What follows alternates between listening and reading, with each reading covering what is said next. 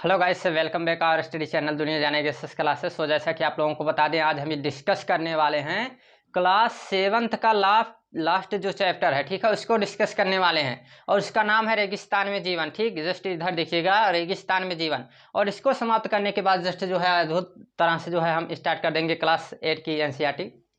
और उसके बाद जो है जितने भी लोग हैं, ठीक है, बाकी एकदम बेहतर तरीके से पढ़ते रहिए, कोई भी दिक्कत नहीं है। और जिस दिन जो है स्टार्ट होगा फिर से हमारा, यानी जो जियोग्राफी का लेवल आएगा, ठीक है, उस तब मज़ा आएगा थोड़ा सा पढ़ने और पढ़ाने में।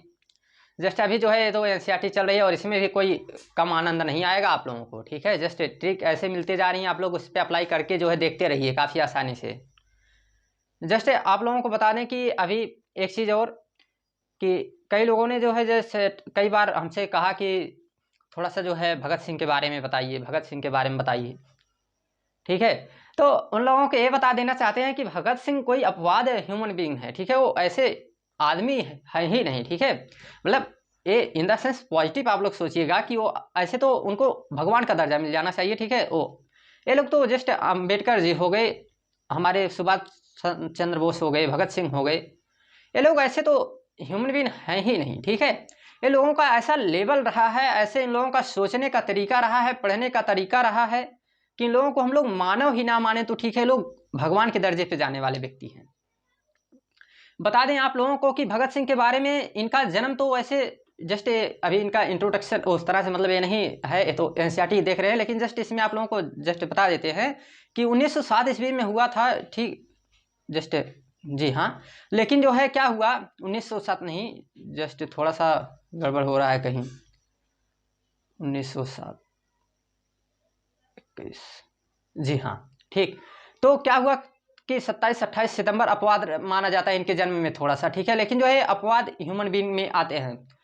हमारे जो भगत सिंह हैं अपवाद ह्यूमन बीइंग से हैं, ठीक है। इनमें जो है हम लोग कई बार इनके बारे में बातें जो है कही जाती हैं कि अगर जो है इनकी माता जी ने इनसे शादी के लिए कहा तो इन्होंने क्या कहा, इनकी माता जी ने इनसे कहा कि जो है बेटा शादी कर लो, तो इन्होंने कहा कि नहीं, हमारी शादी तो हो गई हमारे देश से, हमारी देश की आज़ादी से हो गई हमारी शादी, जिस दिन हमारे देश को आज़ादी मिल जाएगी मान के चलिए कि हमारी शादी हो गई है। जस्ट इन्होंने ऐसी बातें कही।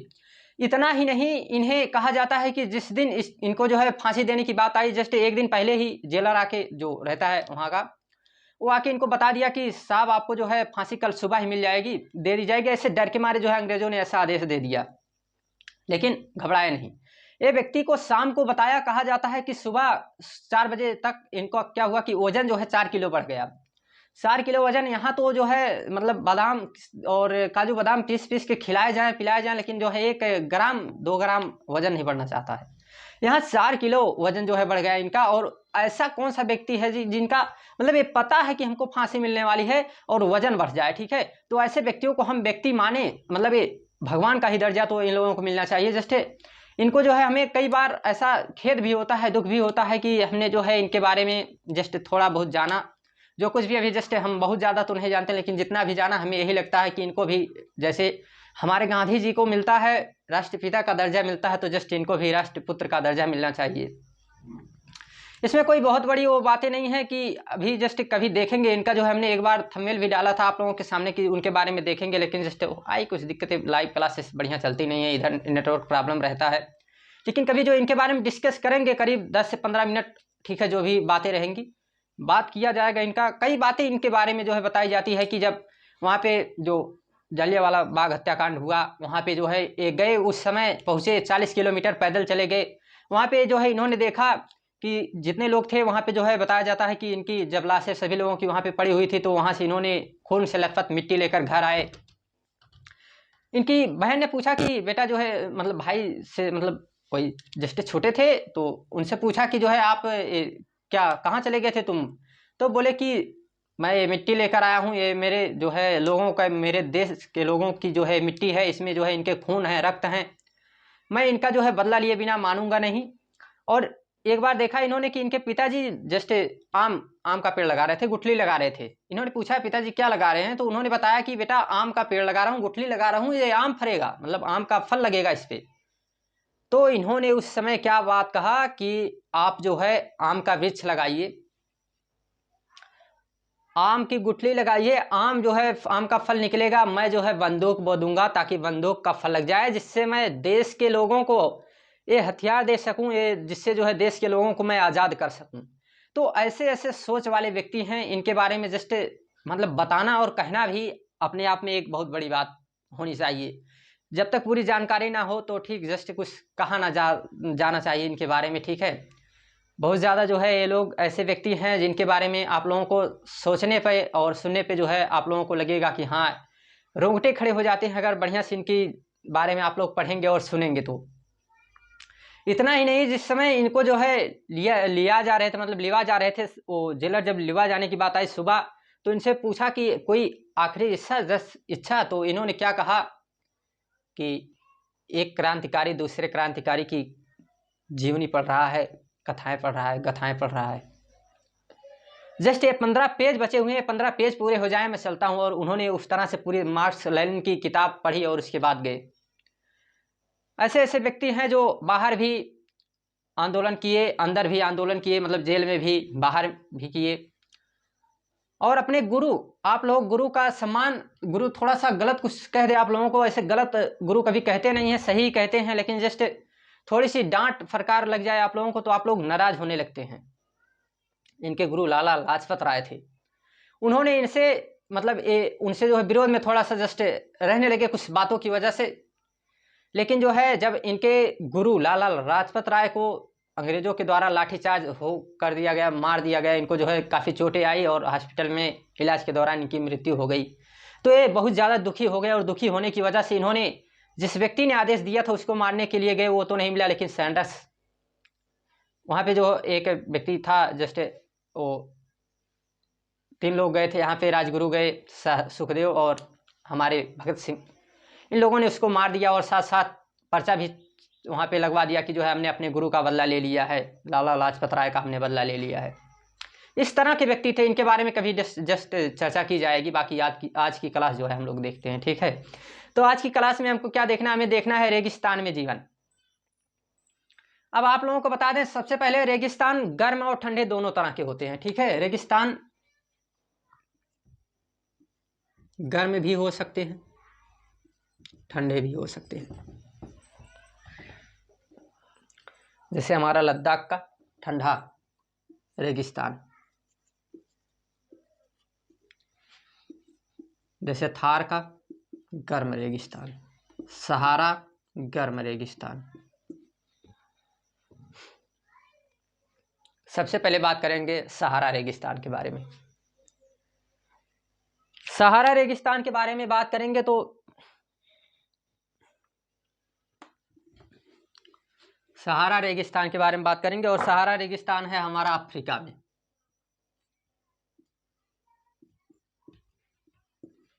अफ्रीका का सहारा रेगिस्तान,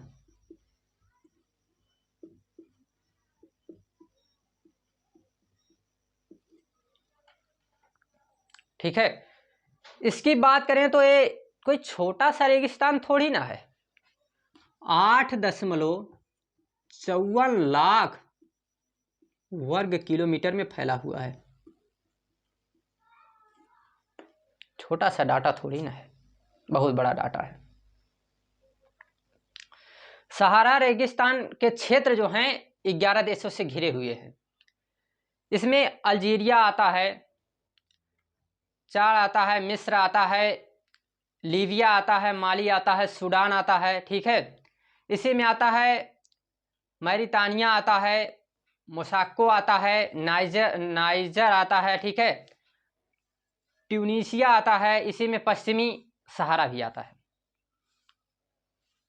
इस तरह से जो है इसमें 11 देश हैं। आप लोगों को बता दें, जस्ट 1-2 लिख देते हैं। सहारा के इधर सूडान, नाइजर, ठीक, इस तरह के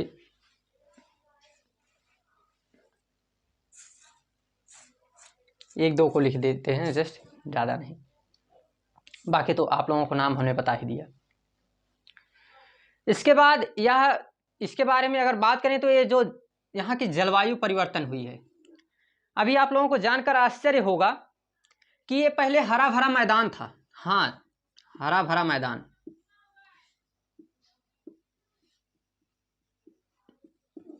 जिसमें बढ़िया कृषि की जाती थी। ठीक, ऐसा क्यों हुआ कि यहाँ पे रेगिस्तान हो गया? आप लोग बताइएगा, जस्ट ऐसे लाइव क्लास में था नहीं कि कमेंट करेंगे, लेकिन हम ये बता देते हैं। यहाँ पे पहले जो है पूरी तरह से हरा भरा मैदान इसलिए था क्योंकि यहाँ पहले जलवायु दूसरी थी और आज जलवायु दूसरी हो गई है। जलवायु परिवर्तन, जलवायु के बारे में हमने कई बार आप लोगों को बताया है, क्लास 9th में हम लोग पूरी तरह से डिटेल में देखेंगे। लेकिन जलवायु परिवर्तन ये 35 साल में लगभग, कम से कम 35 साल में होता है। और यहाँ पे ऐसा जलवायु परिवर्तन हुआ कि पूरी तरह से जो है हमारा रेगिस्तान जो था, मतलब हरा भरा मैदान था, ये रेगिस्तान हो गया। जलवायु बदलने से रहन सहन, यहाँ तक कि वहाँ की स्ट्रक्चर पूरी तरह से चेंज हो जाती है, पूरी तरह की संरचना बदल जाती है। मौसम बदलने से कुछ नहीं होता, जहाँ की जलवायु बदल जाए, इसका साक्षात उदाहरण इधर दिखाई दे रहा है कि वहाँ की पूरी तरह से संरचना बदल जाती है। जब कभी आप लोग बातचीत करते हैं तो आप लोग कई बार कहते हैं कि मौसम बदल रहा है, जल्दी में कह देंगे जलवायु बदल रहा है।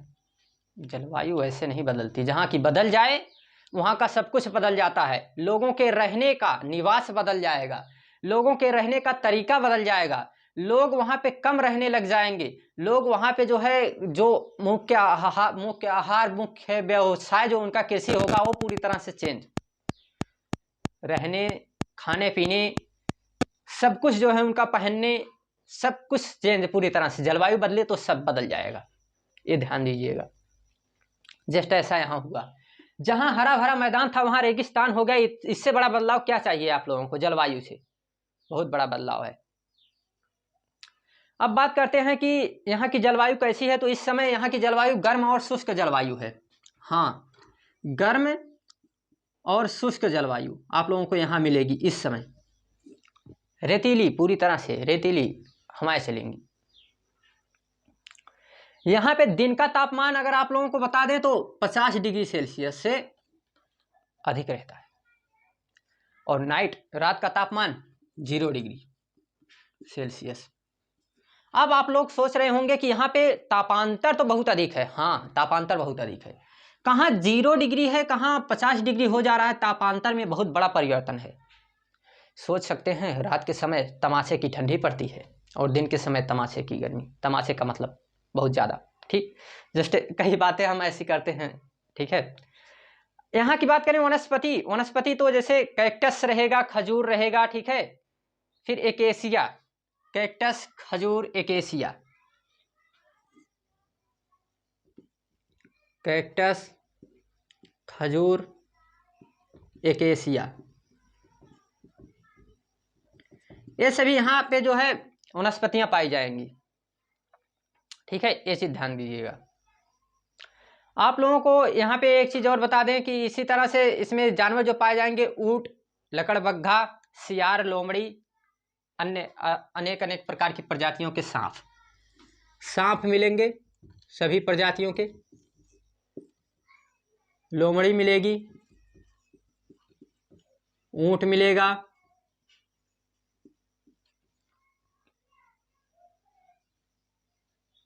जस्ट ऐसे नहीं लिखते हैं, थोड़ा सा बढ़िया से लिख दें। आप लोग भी जो है कहेंगे सर जी पता नहीं क्या क्या लिखते चले जा रहे हैं। वनस्पतियाँ,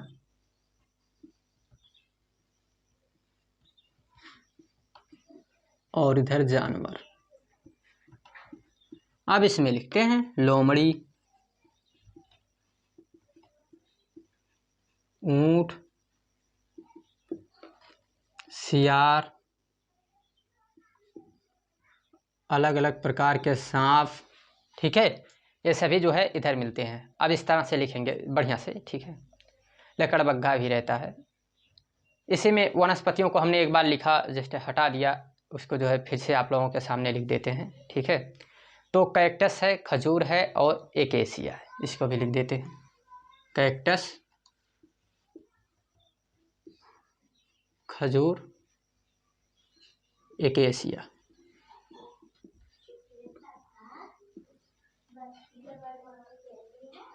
ठीक है। अब इसमें लोग किस तरह के रहते हैं तो इनके बारे में बात कर लेते हैं। यहाँ रहने वाले लोगों में जैसे एक बेदुइन जनजाति है, तुआरेग है, ठीक है, चलवासी है, आदि जनजातियां रहती हैं।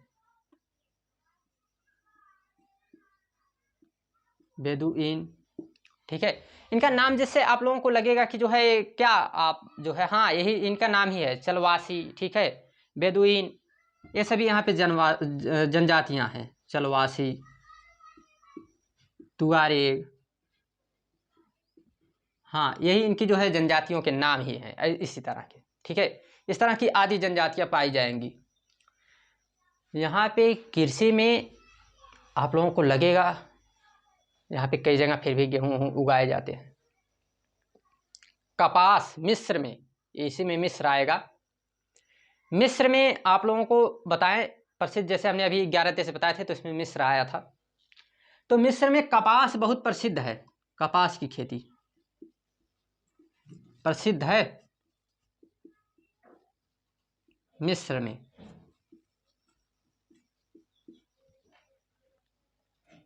ठीक है। अब एक चीज और बता दें कि यहाँ पे अगर खनिज की बात करें तो लोहा, फास्फोरस और मैग्नीज पाया जाता है। खनिज,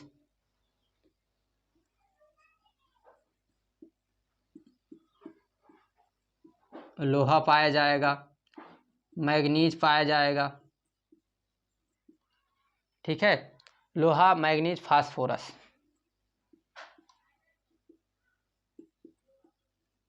ये सभी यहाँ पर पाए जाते हैं। ठीक है। इसके बाद इसमें आप लोगों को ज़्यादा बातें नहीं ध्यान देना है। इसके बाद देखते हैं हम लोग अपने लद्दाख के बारे में।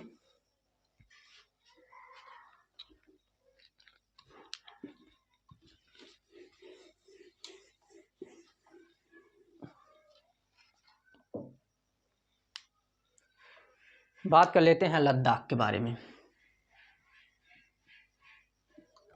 एक कैसा है तो ठंडा रेगिस्तान है, पहली बात।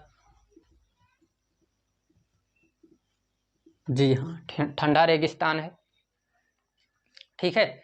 दूसरी बात है कि इसके उत्तर दक्षिण में सब कुछ जो है क्या क्या है, तो इसके बारे में बात कर लेते हैं। ठीक है। लद्दाख का क्षेत्र जो है हमारा, ये क्षेत्र है, आप लोगों को बता देते हैं, इसमें लद्दाख आएगा। ठीक है, लद्दाख के उत्तर में, ठीक है, हाँ उत्तर में काराकोरम है, काराकोरम की पहाड़ी है, उत्तर में काराकोरम की पहाड़ी है। साउथ में जस्कर की पहाड़ी है, ठीक है, जस्कर, हाँ जस्कर की पहाड़ी। और ईस्ट पूर्व में जम्मू कश्मीर है। ठीक है, ये 3 चीज ध्यान दीजिएगा। नॉर्थ में काराकोरम, K2 लिख देते हैं, K2 काराकोरम। साउथ में जस्कर,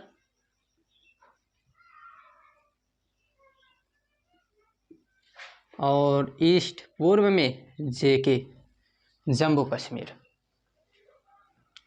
ये बातें इसमें ध्यान रखिएगा। साथ साथ इसमें, ठीक है, सिंधु नदी यहाँ से जाती है और गार्ज बनाती है, सिंधु नदी।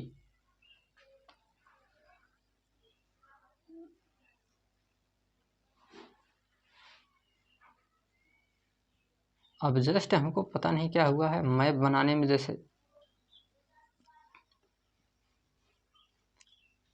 हमारी मैप पे पूरी तरह से लग गई नज़र लोगों की। ठीक है, कई बार मतलब काफ़ी बेहतरीन बनाते थे, तो चलिए कोई बात नहीं। यहाँ सिंधु जाती है और इस तरह से आती है, तो यहाँ पे जो है गार्ज बनाती है। ठीक, जैसे गार्ज में आप लोग जानते हैं दर्रा जिसे कहते हैं, इन दर्रों में जैसे बाराला, छाला दर्रा, दर्रों के नाम बहुत ज़्यादा हैं। ठीक है,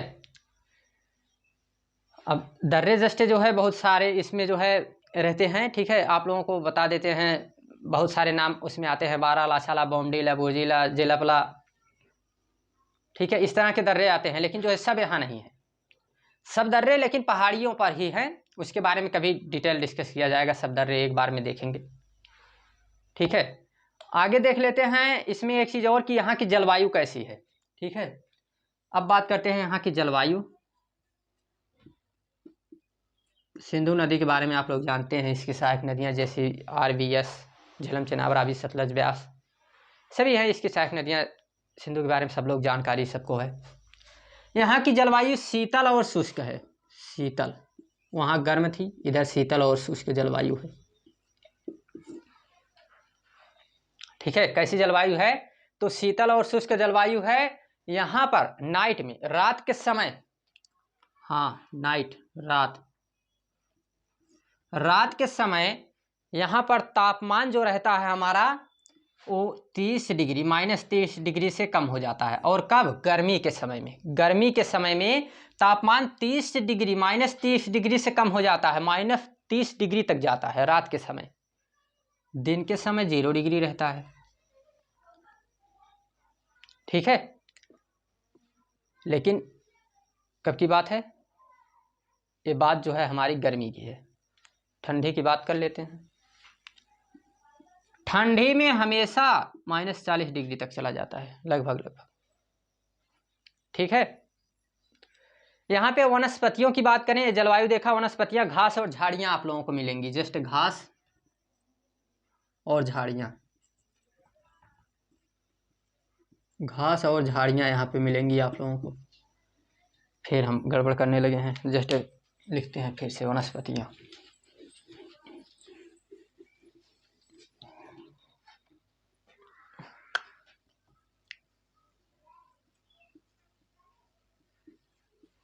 वनस्पतियाँ, इसमें मिलेगी घास और मिलेगी झाड़ियाँ। ठीक है, वनस्पतियों में क्या क्या मिलेगी हमको? घास और झाड़ियाँ मिलेंगी। ठीक है,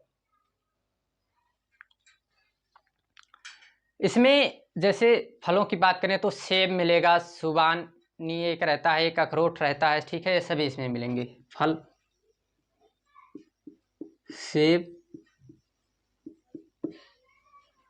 सुबानी, अखरोट,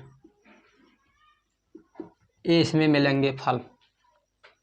ठीक है, हाँ लद्दाख की बात हो रही है। पक्षी की बात करें तो इसमें मिलेगी जैसे तिब्बती रवैन, राविन। ठीक है, ये सभी पक्षियाँ मिलेंगी। पक्षी, तिब्बती पक्षी मिलेगी, राविन मिलेगी, ये पक्षियाँ हैं।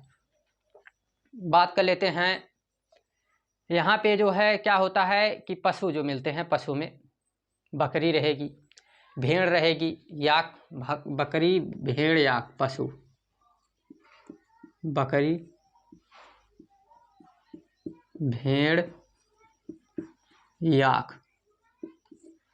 ठीक है, ये जो है यहाँ पे क्या मिलेंगे? पशु मिलेंगे। यहाँ पे लोग कैसे रहेंगे? तो लोग 2 धर्मों के रहेंगे। एक मनुष्य में बात करें, मानव, एक मुसलमान मिलेंगे, एक बौद्ध मिलेंगे। हाँ बौद्ध, ये 2 धर्म के लोग यहाँ पे आप लोगों को मिलेंगे। ऐसे आप लोग जानते हैं जाति सिर्फ 2 है, धर्म सिर्फ 1 है, बाकी ये तो अलग अलग बातें हैं। इसमें आप लोगों को बौद्ध मत बहुत ज़्यादा मिलेंगे। बौद्ध मठ। ठीक है, बौद्ध मठ,